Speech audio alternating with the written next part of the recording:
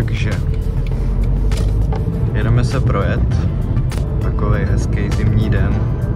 Škoda, že není sníh. Mohli jsme si trošku zadovádět. Nicméně musíme to teda zvládnout bez sněhu. Vypadá to, že letos se ho asi moc nedočkáme.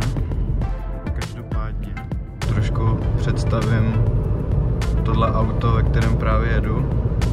Je to moje první auto. Není to žádný sporták, ale radost udělá. Takže je to Seat Toledo druhé řady, rok výroby 2000, už je to docela stařešina, ale stále drží. Samozřejmě je tam legendární motor 1.9 TDI, prostě síla jak se patří. Je to 81 kW, takže je to zlatý střed. Pak samozřejmě je slabší verze 66, silnější verze 110, ale máme tu zlatou střední cestu. Samozřejmě 110 je lepší, rychlejší, ale tohle taky dokáže udělat úsměv na tváři. Hlavně samozřejmě spotřeba 5 litrů, takže si ještě z nádrže odlejvám, protože mi zbývá. Žádný sporták, ale mám s tím určitý plány, uvidíme, jak to všechno půjde. No. A vypadá to, že jsem si vybral tu nejhorší chvíli, kdy vyjet, klasicky. Tohle auto mám už 2-3 roky, asi, vůbec nevím. No, bude to asi 3. rok. A zatím slouží krásně. Samozřejmě starší vůz, takže se to neobešlo bez nějakých oprav, ale řekněte mi nějaký auto, který když si koupíte, nesmíte do něj srát peníze. Žádný. Každý auto je žrout peněz, nějaký víc, nějaký míň. Samozřejmě záleží, co si koupíte. Obzvlášť, když si koupíte starší auto.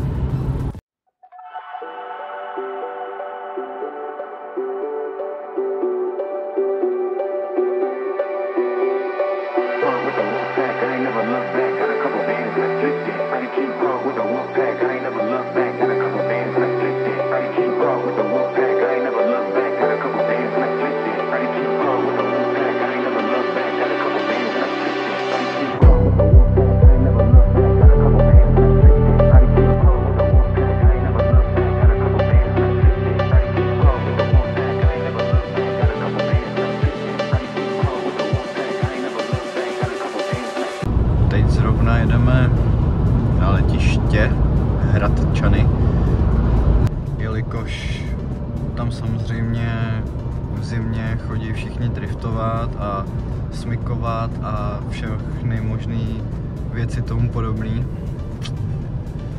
Takže se snad rozhodli zavřít tu cestu, tak uvidíme, zajímá mě to, protože jestli jo, tak je to fakt blbý. Budu z toho smutnej. A jestli ne, tak hned jak napadne první sníh, tak jdeme na to. Uvidíme, jsem na to zvědavý, jak to bude a nebude. Jestli nás tam někdo vyhodí třeba, jestli tam bude policie. Sklo mám špinavý.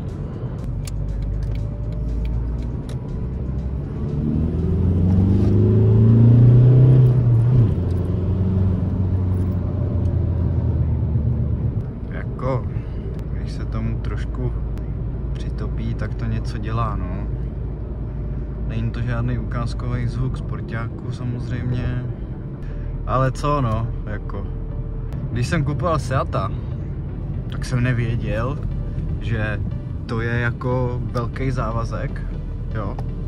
Kdy jako až po koupi tohohle auta jsem zjistil, že existuje něco jako Seat Club, seaťáci a jakože když si koupíte Seata, tak jako najednou prostě všichni Seati se zdravěj, jo, po cestách a prostě jako jste v gangu, jo, prostě není to jen tak, jako koupit si Seata prostě jako to je břímě, jo, to není jako, že si koupíš auto, že si koupíš tady Dači, jo, prostě vypadáš jak frajer a ještě k tomu jako se ty frajeři navzájem prostě zdravě, jo.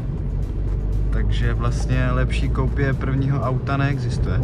Jo, nějaký, teď urazím asi spoustu lidí a nějaká jedničková oktávka, jo, prostě co to je.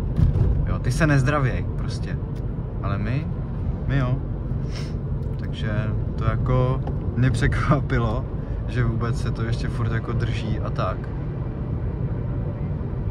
Ale co jsem zjistil, tak hodně lidí jako samozřejmě má víc Leony, to je hatchbacková verze tohohle auta. Já mám Seat Toledo, takže to je sedanová verze. Ale abych řekl pravdu, mně se sedani líbily vždycky jako víc, jo. Prostě jsem sedanový týpek.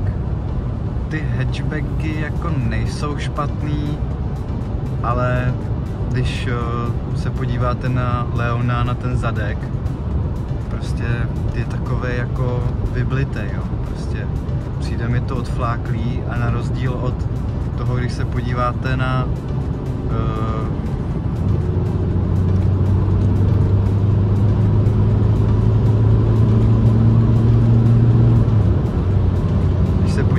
na zadek Toleda, tak jako to je úplně něco jako úžasného, jo.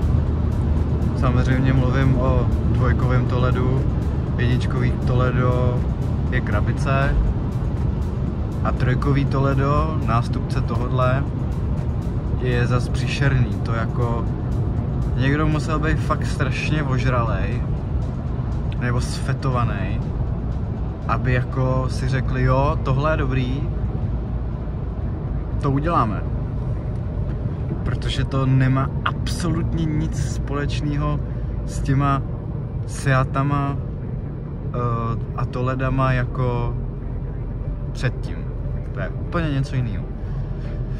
No, ale nebudu to komentovat. Už jsme tady. Teď projedeme takovým menším, spíš větším Chánovem. Tady musíte být rychlí, protože když tady pojedete pomalu, tak vám zbydou nejspíš jenom pneumatiky. Jako není tady úplně zakázaný bejt, ale taky to není úplně povolený, no. Záleží, když vás tady někdo zastaví jako policajti, jak hodný jsou. Já jsem tady už párkrát byl zastavený, ale vždycky mě jenom vyhodili, jo. Takže trošku si to projdem, to auto. Postavil jsem tady trošku, vám ho popíšu, není to nic jako žádný speciální.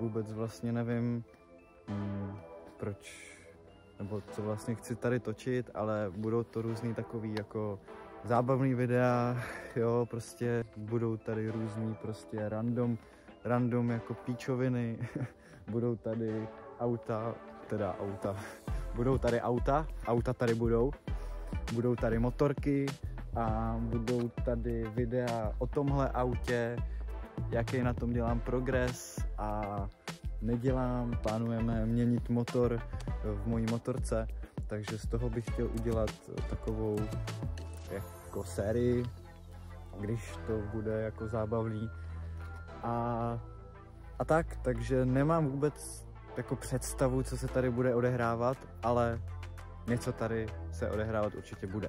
Takže jsem na to jako sám zvědavej, ale myslím si, že by to mohla být sranda. Má to nějaký vady, jo, tohle, třeba tady tohleto, to prostě se stává tady odřený, no, bohužel je to tak.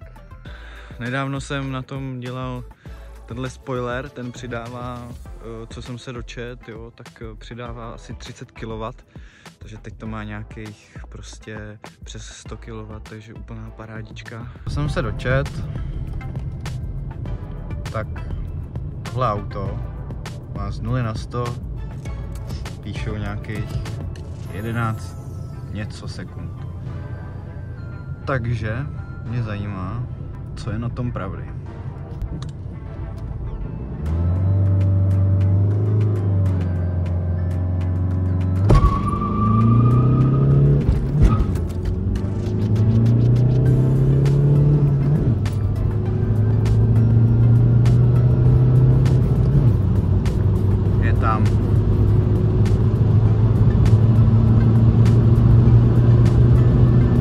Doufám, že příští video už bude zábavnější pro vás.